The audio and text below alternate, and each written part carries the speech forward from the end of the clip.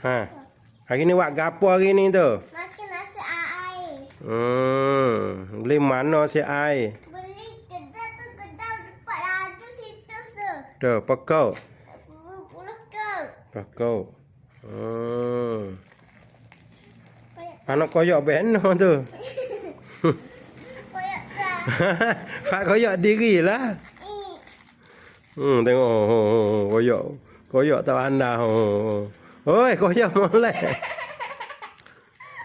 Koyak molek lah. Koyak dah ana. Ha, tu sudah dah apa kita makan dah. Tak ana apa? Tak situ. Ni. Hmm. Ni apa kita makan? Dah tak? Tak.